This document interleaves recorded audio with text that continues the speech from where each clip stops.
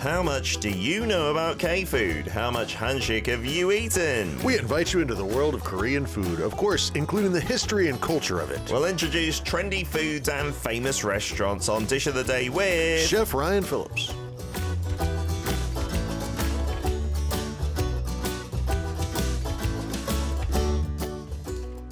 That's right, Chef Ryan is in the studio, and I wonder how he has dealt with this cold snap. Has it affected anything? You know, we got the latest cold weather warning since records began, apparently. It's not got, like, to freezing temperatures around Seoul and the surrounding areas. No, but it did surprise me. I was out with volunteers on the farm on Sunday, and I was checking the weather going forward. Yeah. And I was like, oh, it's going to be 6 degrees centigrade, earlier this morning. Yeah. And I have to be here a long way from my farm, so I cannot go open a greenhouse. Yeah. Because the temperature got up to above 10, which is what peppers need, outside, probably around 9-ish, something like that. But, lo and behold, thank goodness, one of our core volunteers, thanks, Scott, he drove out there this morning and opened the greenhouse for me, because if it was staying closed until about noon when I can get back there, peppers, some of them might be just cooked. Oh, really? It's a sunny day today, but okay, so the opposite of this cold snap, you got to worry about it getting too hot because you've tried to keep them nice and warm. Yeah, someday, I'll have an automated greenhouse, but it's still very, very analog at the moment, so. I like the analog. That sounds good. Indeed, it does. And it's great to have friends and rely on friends rather than just some button pushing stuff. Man. You're right. Like, people see that as a hassle and they want automation, but then you lose that person-to-person connection, right? Mum, can you go over to the house and make sure the boiler's switched off, rather than having an app to do it all? Right. Yeah, you have to be good to people around you, so that you can survive well. There you go. It's the circle of life. The more we get away from that, the worse the world's going to get. I think so. Made It Up says, hello, Chef. I do like your splendid check shirt. Well, thank you. You're a fan of that type of clothing in general. So am I, actually. Although, for some TV, there are some cameras where if the check pattern is too small, it comes out all fuzzy and weird. Yeah, I made that mistake once. I was like, better not wear or stripes, really close together stripes. Exactly. You end up look like you're wavy. You look on the screen and it's like a magic eye or something like that. A peek behind the curtain for our listeners there of broadcasting. Today's hashtag, Ryan, Don or money. Money. What comes to mind for that? Spending a lot right now. Really? What are you spending with the new farm? Yeah, construction is going on right this second. Replacing some roofs, tearing down a building to make for a nice big entrance. Wow. I've got a professional artist painter coming out to paint the front of the place very soon.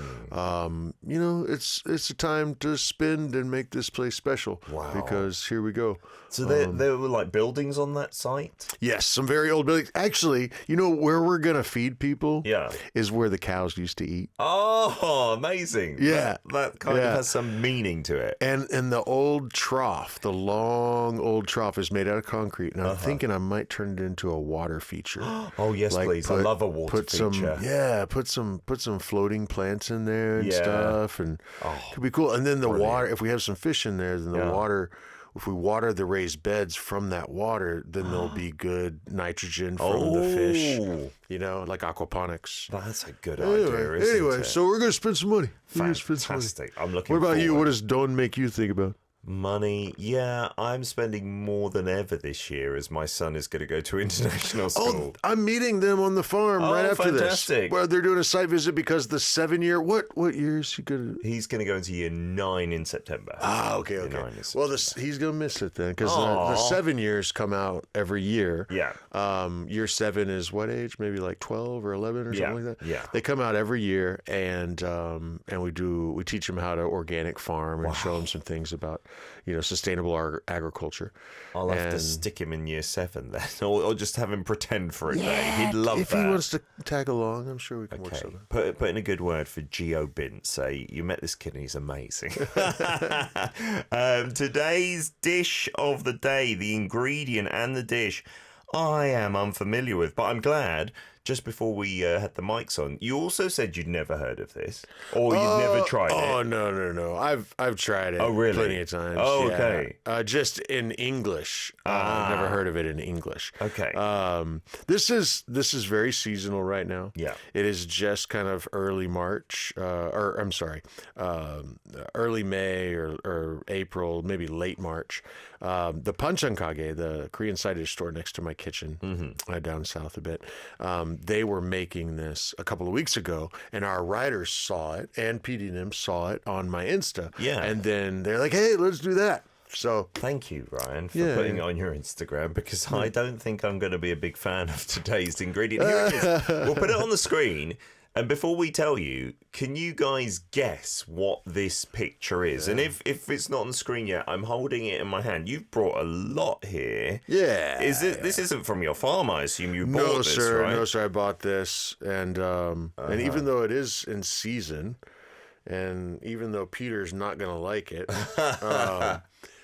for twice this amount of this bundle right here. Yeah. It was 6,000 won. I was kind of surprised that it cost that much. Oh, really? Yeah. Because that's a decent volume of After leaves. you blanch it, you only got, like enough for a family to have it as their panchan for maybe a couple of days. Okay, yeah. Pretty quick. And considering when I smell this and look at this, I might have thought if I was living in the UK, there's some kind of weed that I want to get rid of. It definitely doesn't look very edible because it's kind of hairy, the leaves, and I'm always put off by little hairs on these. You got to do this too to every single one. You've got to peel them to eat them. You got to peel the leaves, or the stems, not the leaves. So they've got like a purple coating which gets more green as you go up. You've done this before. Wow, I was kind of like the outside of a tepa, of a whatchamacallit, like spring onion.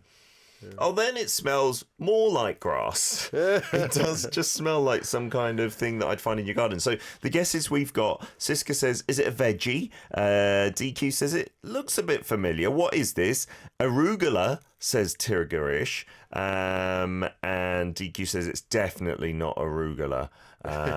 No, it isn't. Because that has a very different scent to it. So what are we holding in our hands, right? In English, it's Butterbur. But that helps probably no one. I've never heard of Butterbur. Yeah, Butterbeer, yes, but Butterbur, no. But in Korean, it's Meowi. Meowi. In Japanese, I think it's Fuki or something like that. Fuki Noto is the full name of it, but also known as Fuki, I see. But that is apparently the only other country where Butterbur is as culturally significant as it is in Korea. But I want to if I ask my wife, I bet she'd be like, Meowi, I've heard of it, but not know too much and not eat it too often. Right, because it's just once a year, and you're probably just going to have it one time once a year. And this is what it looks like growing out of the ground, we can see. There you go. So what are these stems like? A water-loving plant. 20 centimeters tall, maybe? Yeah. Okay. Now, sometimes you'll find leaves that are really huge. Sadly, they didn't have those in the market yet. Yeah. But then when we have those really large leaves, they'll be blanched or steamed and then used as sam to wrap up rice. Okay. And I should mention already, this has been considered really good at reducing fatigue. Oh. And remember that years back in this country, this time of year, everybody had to kind of shake off winter. Mm-hmm. You've been a little lazy in winter. You've been kind of bundled up, staying warm. Yeah. And you need to get the blood flowing and stuff and get to work because you have to plant. You have to till the ground somehow. I mean, golly, man, without machinery back in the day, man, mad respect for those people. I don't know how they did it. But to get that energy that you would need, this was one of the plants that was you were probably told by your grandma that you have to eat it. You have no choice. Absolutely. It's supposed to increase circulation, reduce fatigue. It's also been linked to reduce migraine. So people who suffer from migraines, reduce the incidence of that. Wow. Okay, so some health benefits associated high in calcium with it as well. Yeah, but it does not look very edible in the fact that compared to a salad leaf and things that you find in salad, because in the West, I don't think we're used to eating leaves that are quite so tough. And like I said, the micro hairs on them on both sides, that doesn't look very appetizing. But in Korea, there's lots of things like this. The pumpkin leaves, my mum loves them. I love pumpkin leaves too. Really? And we don't eat them in the West. But No. once I tried it once, I was like, wow, that is so good. You get some good doenjang and a steamed pumpkin leaf, not raw, steamed pumpkin leaf. And wrap up some rice with some doenjang there, man. Happy days. So that's the dish we've got, right? We've got you having made this or bought this from your I made it. They They did it a couple weeks ago, Yeah. and then they're like done. But they did give me some tips. You know? It is really easy to make. That's not the problem. The problem is it's really bitter. even after it's been made. So it's blanched for only about 40 seconds if you have leaves this size, you know. And maybe I should have tried and blanched it longer. I didn't want it to start falling apart. I chose to leave the stems with it. Of course, you have to painstakingly peel each stem, and then after you do enough of them, your fingers. Oh wow! Your fingers They get all change soily. colors because there's a little pigment in the bottom of the stems. And you just, when I was done peeling just this much yesterday, my fingers were just all purplish brown. Does it come off easily? The soap? No, some of that is from yesterday, Oh, buddy. wow. And I scrubbed. Fantastic. And then we prepare it with soybean paste, doenjang. Mostly soybean paste, but also a little bit of gochujang, the red pepper paste, and a little bit of minced leek or Korean leek or scallions you could try. Then definitely you need some toasted sesame oil to add some fatty acids to it. You know, give it some depth there. It does have a bright, sometimes called pungent flavor, along with a heavy bitterness. So when you try this, first you are going to taste the lovely, toasted sesame oil and the doenjang, a little bit of sweet and spiciness from the gochujang. But then it's going to be just all bitter, and Peter's going to make this face. I'm sure I will. We'll come to it in part 2. So just before we leave you with a song, Butterbur Meowi is a perennial plant in the daisy family that grows well in the mountains and fields of Korea, especially in damp areas, like I said, water loving, right? And every part of it can be used for both food and medicinal purposes. So let's get to it after this one from A Pink, 15th season. We're back for part 2, Dish of the Day, with Chef Ryan in the studio talking about Meowi, or Butterbur as it's known in English, but I don't know how many English speakers would know about this. A couple of messages though. Edward, who's living down in Jeju, says, I swear, I would have no idea what any of these plants were if it weren't for this ajumma, older Korean lady, who would babysit my son before he was old enough to go to the orinijib or preschool. She would find random plants like this on the side of the road and cook them up and make the most delicious soups and whatnot. Old school knowledge. I never looked at random plants the same way again. That is so cool. Yeah, and so sometimes you will see, even like in between the pavement cracks, ladies picking up those plants, putting them in a bag, and that's to cook them, right? Yeah, this time of year, the dandelions. People are grabbing dandelions and taking them home because you need every single part of that. And in the West, we tend to spray that with poison. Yes, but get rid of it. It's medicine and it's sustenance and everything. Yeah. Tigger Shiro writes, I have heard of Butterbur before. Can't remember where. Maybe a gardening book or something. Oh, there you go. I never heard of it growing up. No. Yeah, I never heard of Butterbur. No. But it can be, for medicinal things, and I know Peter's not gonna like this, but I kind of like it. I think in a like soup, in a doenjang soup, in a jjigae, it would be okay, because sometimes you have the shilwegi. In the shiregi.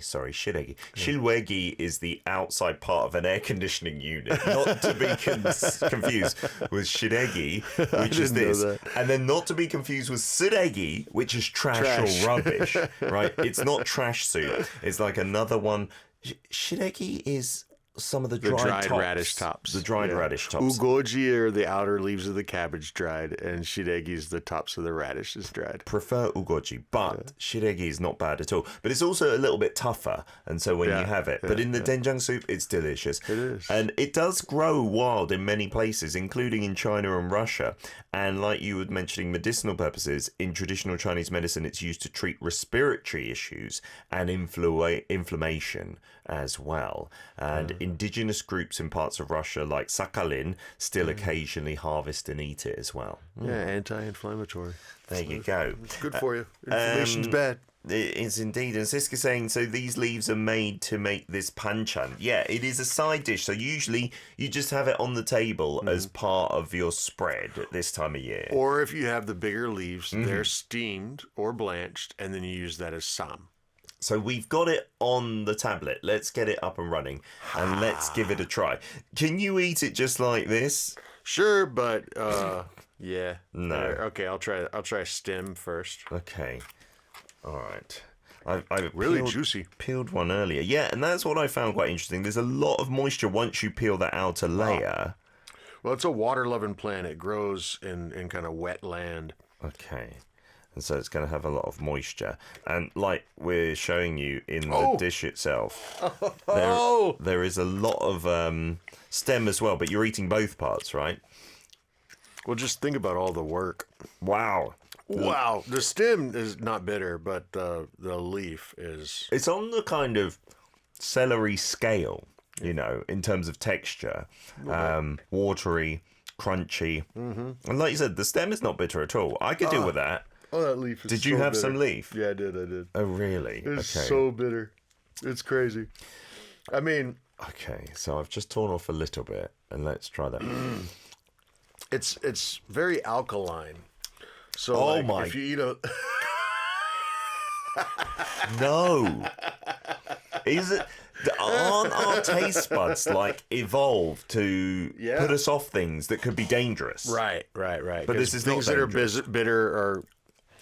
Yeah, often poisonous, but this is not. Oh my goodness. That's very strong. So I think that is the most bitter thing I've ever had in my life. Hops are really bitter raw too. Oh wow. And it just lingers in your mouth. Oh boy. Wow. Hard to get rid of bitter. It's a bit kind of minty as well.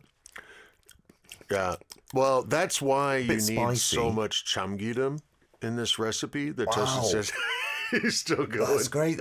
And I can see how it might help with your respiratory because it kind of almost makes it refreshing in the back of your throat and through your nose.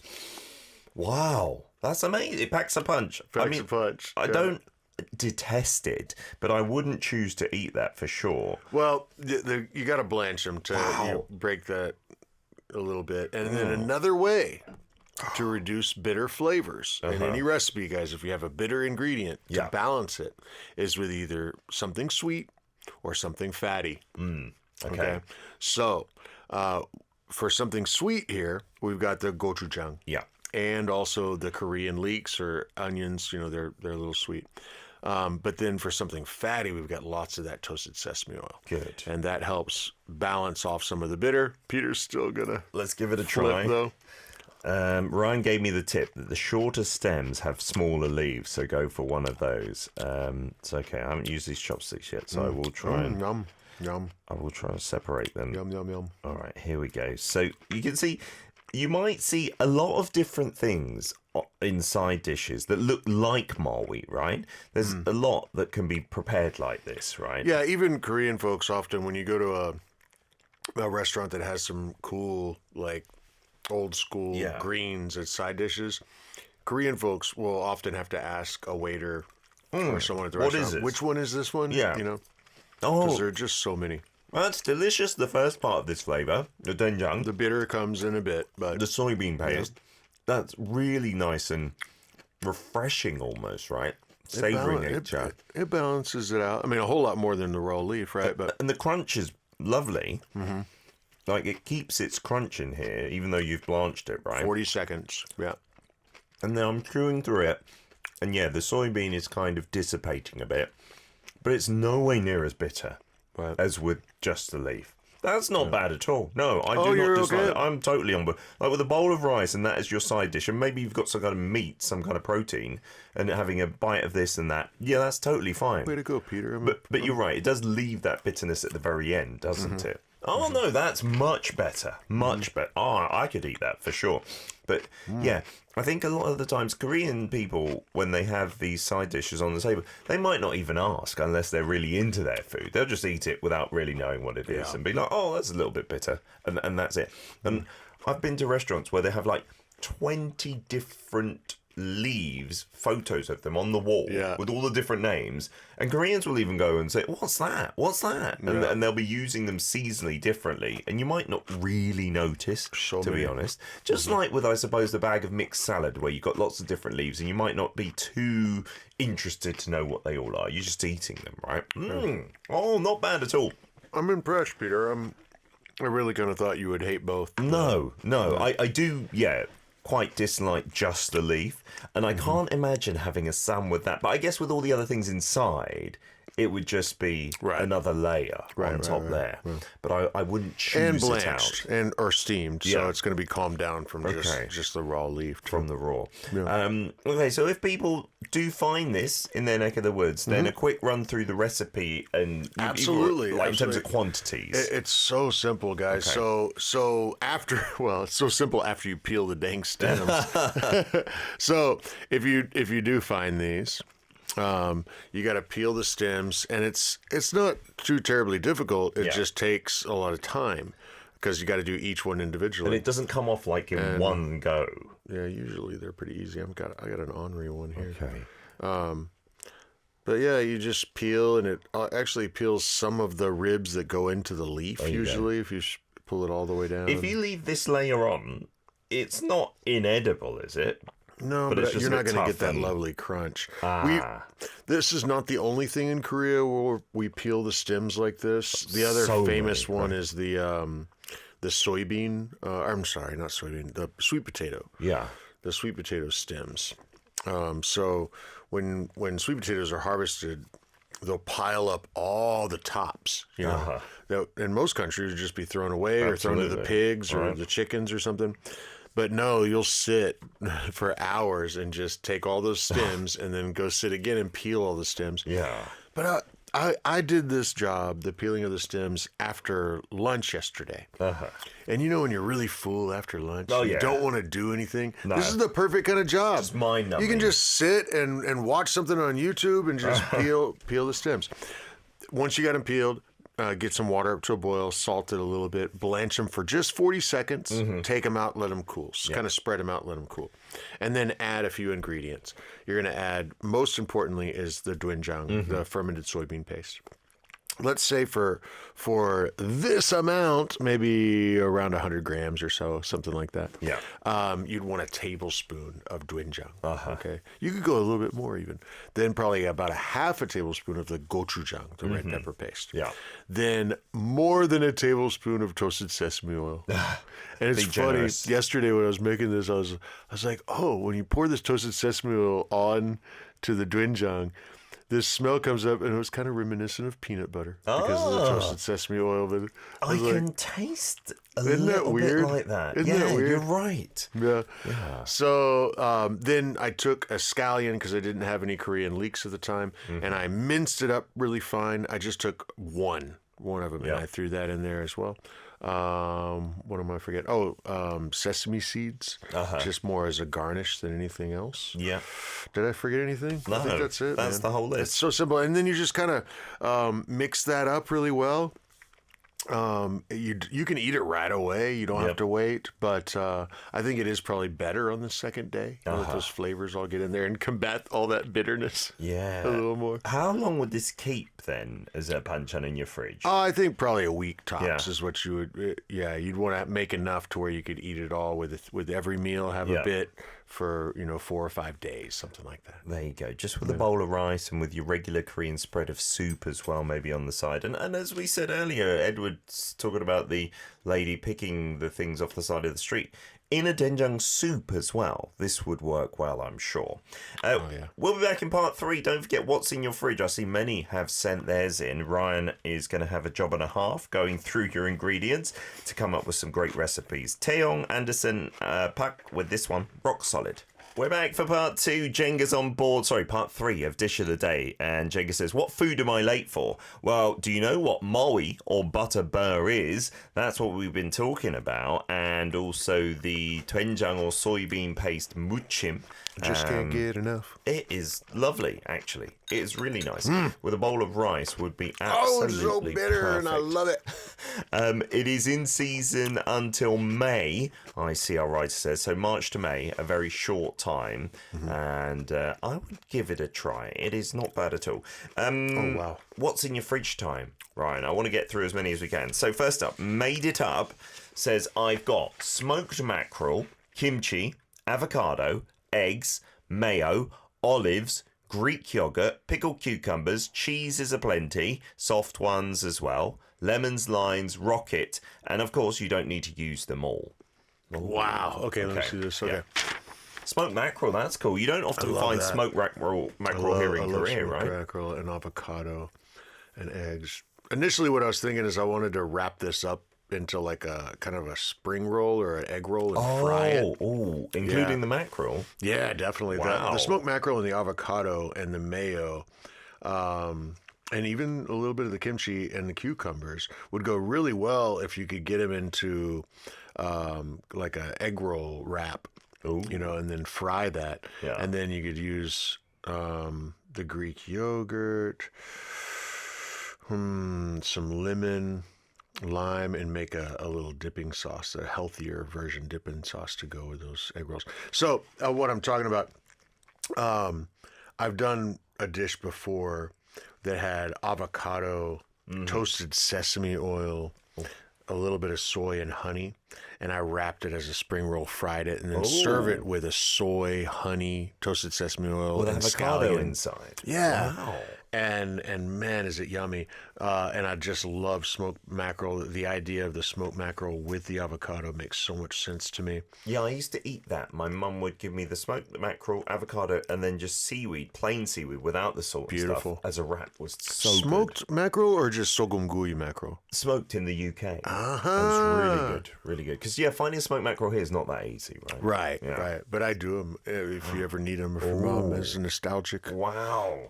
I will put in an order for her birthday, maybe. Yeah, I'm happy to do that for I you. hope you like that, Made It Up. That sounded pretty good. Yeah. House Urino from Brazil says, hi guys, I went to the market today to make things a bit easier for you. I've got some beef, black beans, potatoes, onions, tomatoes, rice, and lots of fresh herbs. A gourmet beer roux sandwich feedback is coming soon, I promise. From what you suggested before. Right. So with these, black beans, and from Brazil, can we get a Feijão. Korean feel Tem to this feijão, one? carne, batata, cebola, tomate, arroz. What are all of these things? Did you say horse at the end? Arroz is rice. All Yeah. right. Yeah, you're making me think of wonderful Brazilian food. And thank you for that.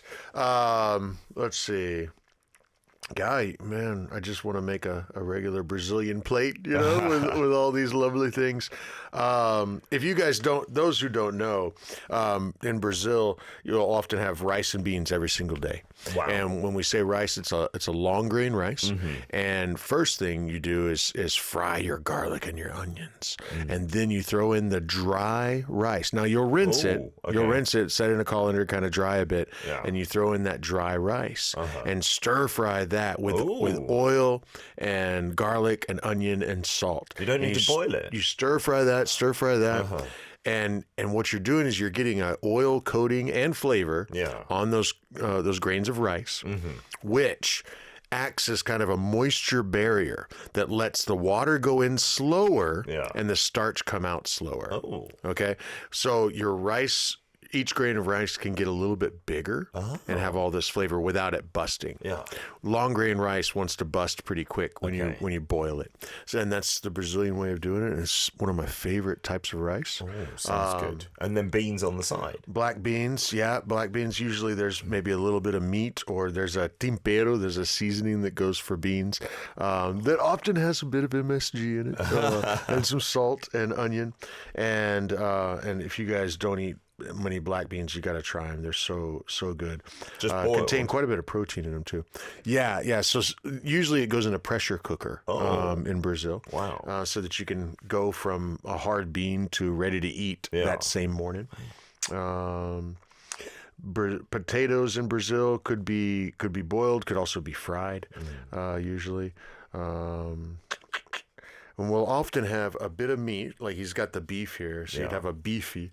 You have a bit of meat and the rice and beans, and then just like some lettuce, big leaves of lettuce and tomato with some oil and vinegar over the top. Oh, that sounds like a I didn't really give meal. you any other idea that you didn't know, though.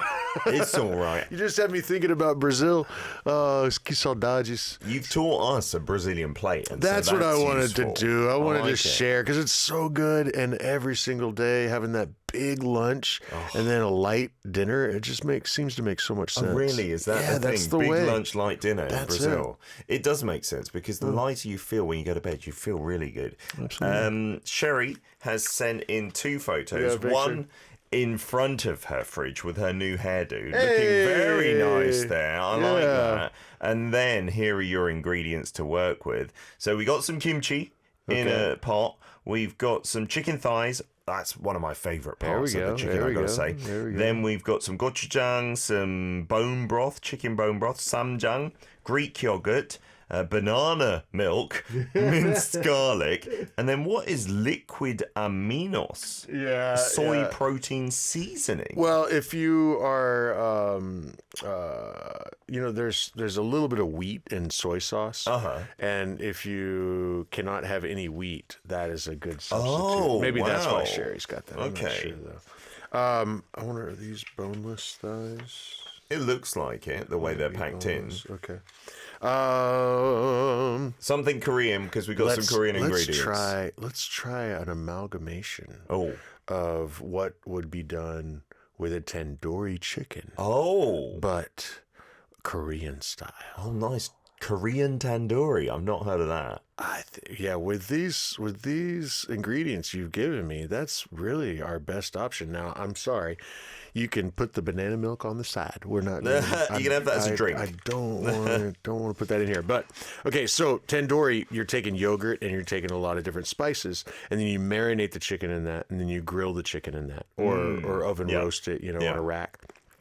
So we're going to do the same thing. Take the Greek yogurt and the samjang and take your kimchi and really mince it up and get some of that juice that's in there if you squeeze the kimchi and add that to the Greek yogurt. So samjang, you could add a little bit of the gochujang too. So samjang, gochujang, kimchi minced up and kimchi juice in the Greek yogurt. Whip that all together. Throw in some garlic as well. Whip all that together. Then coat your chicken thighs in that.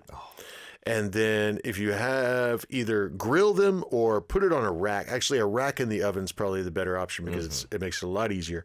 The reason I want it on a rack is so that you have air circulating all the way around it.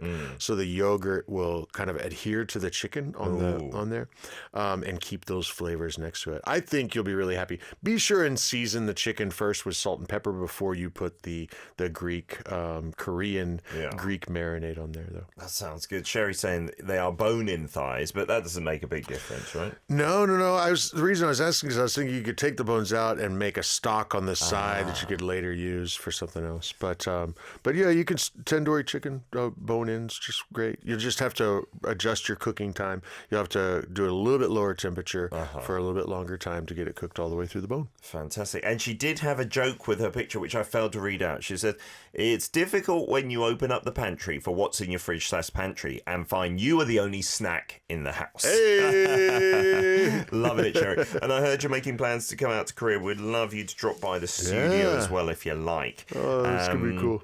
Tandoori chicken loved by Lilith and Siska. And yeah, a Korean style. Why has that not been done before? Especially have you had the traditional like tandoori, that stone like clay oven thing. That would surely taste amazing. Yeah. Ryan, thank you. You have done more than your job for today. We'll have you back here next week on Tuesday. Excellent. Here's AB6 Endless.